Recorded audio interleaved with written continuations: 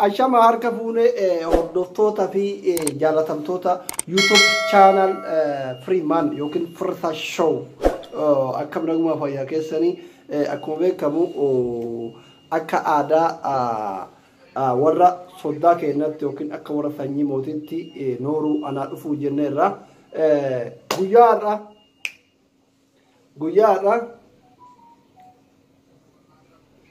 qubaan hin beeku gurbaan kuni warra sanyii mootii jira akkuma argaa jirtan suurichi asitti bishaan itti naa kenname bishaan miti aannan itti naa kenname kuni suuraa mooticha shanan gibeetii abbaa Jufaar jedhama sanuma sababachuun guyyaadhaa keessummaa mana Firi Man yookaan mana Sabamboon jira mana jireenya isaa jira ani akkuma beektan asli yookaan blue black man gurraacha halkan keessaa isaa lagar fakkaatu namni hin beekne hin jira jedhee yaadu warri hin beeknellee asumaan baratanii mucaan kun yoo akkuma argitan fuulli isaa gurraacha rifeensi gurraacha ilkaan gurraacha ejji gurraacha uffanni isaa gurraacha namni firoottan kiyyaa wal na jaalatu immoo akka nama keessa halkan dukkana keessaan arguuf shaamizii garaacharraan booraa kana bitadhe kanuma jechuun seenaan kiyyaa fi maqaan kiyyallee kanuma wantiin isiniin jechuu barbaadu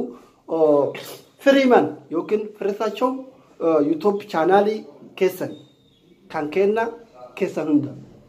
YouTube chaanaalii isaa kana subscribe like share gochuudhaan guddisaa fi wantoota hedduu nama bashannansiisan nama barsiisanii fi wantoota garagaraa odeeffannoolee waqtaawaa irraa argattu YouTube chaanaalii kun YouTube ganaa ol guddatudha qabiyyee garagaraa walaloo fi daloo garagaraa barumsa garagaraa keessattuu waa'ee dhukkuba zabanaa kana dhukkuba corona virusii waan jedhamu kana fa'aa haala gaariin mucaan ingiliffa gara oromiifaatti isinii hiikee arabiffa gara oromiifaatti isinii hiikee lugaalee biyyoota garagaraa afaan keenyatti hiikee isinii qopheesseera anuuyyuu waan san irraa hubannoo fudhachuuf mana isaa dhufe jechuudha kanaaf dhukkuba hama Ameerikaan dadhabde Chaayinaan dadhabde biyyoonni guddatan dadhaban kana ummata keenya miskiina guyyatti yeroo tokko nyaatee hin bulle sagalee ta'uuf biraan ga'uuf wantoota naannoo keessan jiran irraa dawaa isinii qopheessee isin barsiisuuf Firi Man yookiin Firamboon maqaan isaa kan dhuunfa Feesbuukaa Firamboon isinii qopheesseera.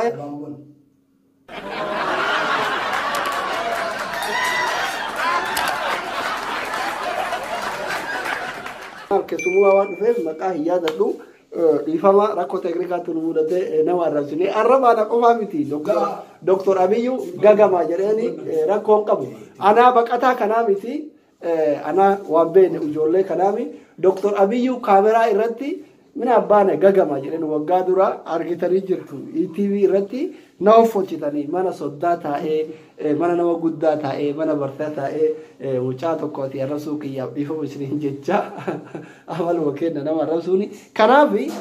amma waa'ee dhimma dhufeeti irratti deebi'a YouTube chaanaalii isaa kana subscribe gochuun hiriyootan keessanii erguuf waa'ee dhukkuba corona virusii kana akkamitti akka ofirraa qolattan akkamitti akka ofirraa ittiftan ummanni biyya keenya akka guyyatti yeroo tokko nyaatee sadiiffaa itti deebi'uu hin dandeenye akkamitti akka ofirraa qolatu isin barsiisuuf afaanota garagaraa kara afaan keenyatti hiikee isin barsiisuuf qophii xumureera itti dhiyaadhaa like share subscribe godhaa fi waliin daddabarsaa ani aslii jedhama baay'een isin jaaladhaa galatoomaa. Egaan daawwattoota akkuma beekamu kuno Sabamboon abbaan chaanalichaa na cinatti argama akkuma beeksisa irratti isin himee turre Sabamboon Firsa yookiin Firi Man isa kana Firi Man isa kana anuuyyuu kuno na qofaa keessaa ushakkeetiniin doktora kana bira dhufee nama biyya ofiit irratti sila hawwota isaa abboota isaa firoottan isaa sab isaa gargaaru malutu haala jiru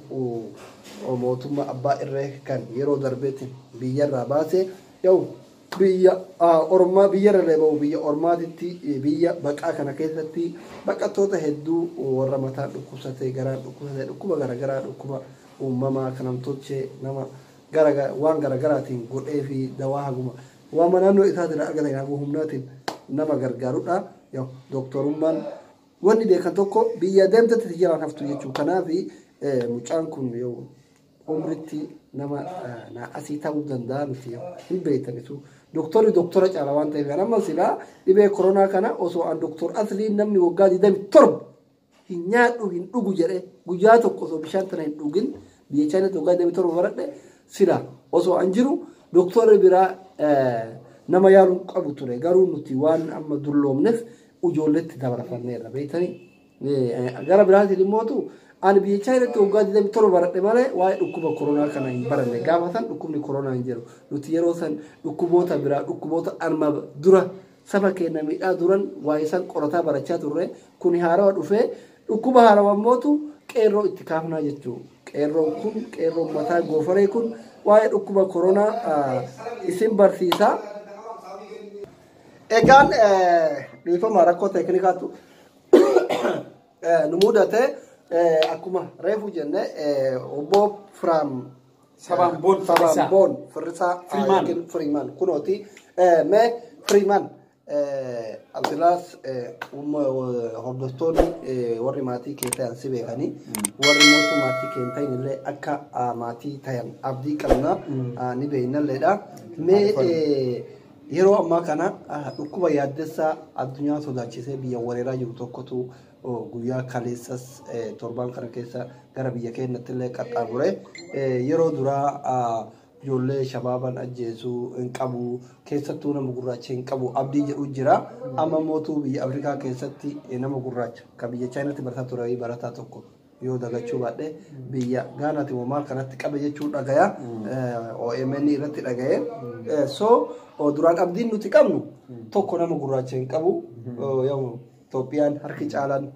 gurraacha waan jedhu abdii qabna amma immoo dhukkubichi bifan filatu saalan filatu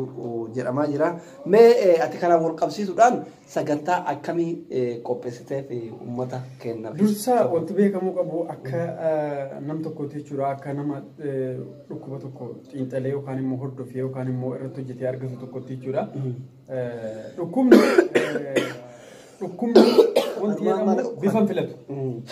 dhukkubni bifan filatu garuu dhukkuba kana yeroo qabametti namni amma fakkeenyaaf wal dubbisuu wal baqataara baay'ee wal dheessaara sababni isaas wanta ta'een darbaa harkaan darbaa wanta jedhameera wal dhugaadha wal daawwachuun nama gaariidha wal dubbisuu illee hin ta'u namni qabu tokko yoo namarraa baqate anammoo qabaadhee namarraa baqadhee nama sana fayyadeera ofis fayyadaan jira kana irratti jechuudha wantoota naannoo keenya jiran qoricha ni ta'a wanta jedhamee beekamu tokko jechuudha wanta irratti xiyyeeffannee irratti qorannoo goonee arganne tokko jechuudha World Health Organization warra jedhamurraa wanta arganne tokko wama biyya keenya wama mana kee keessa jiru fakkeenyaaf amma fakkeenyaaf mana kee keessa shunkurtaan jira loomiin jira qullubbiin jira wanta kanarraa wanta hojjetamu tokko kataatti qophaahu uummata kanaaf qabadheen dhufe dheetan afaanota garagaraa irraa hiite afaanota garagaraa irraa kana hiike qabadheetan dhufe dheetan uummata keenya gara afaan oromootti afaan amaariffaatis afaan amaariffaatis afaan oromootis rakkoon qabu wanta kana jijjiiruuf qopheessee jirta kanaaf akka isaan walii daddabarsanii hordofan gaafataa jechuudha egaa hordoftoota keenyaa yoo akkuma dhageettanii Firi Man akkana isin jedhee jira waan dawaa amma argame doktoroonni addunyaa argan ka afaan ingiliffaatiin afaanota garagaraatiin barraa'e gara afaan keenyaatti afaan biyya keenyatti jijjiiree isiniif qopheessuu dawaan kun dawaa salphaadha rabbiin immootu waan beekamu qabu akkuma dhukkuba uumuu dawaas jala uuma du'aayyuu uumetiin akka namni wal horu uume soo kanaaf wanni dhukkuba tokkoof dawaan hin dhabamu kanaaf wanti ani isin jechuu barbaadu channel kana subscribe gochuun viidiyoo kana walii daddabarsuun akka gara doktora kanaatti dhuftanii irraa barattan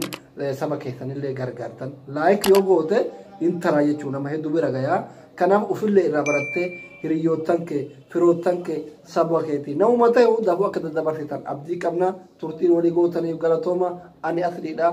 isallee hin beeku Firi Man Sabaan Boon Firi Man yoo jettan uummata Itoophiyaa guutuu jechuudha nuti afaan qabnu afaan uummanni Itoophiyaatti fayyadamu guutuudhaan amaariffa oromoffaan ni hojjennaa nu hordofuun dagatinaa kun Firi Man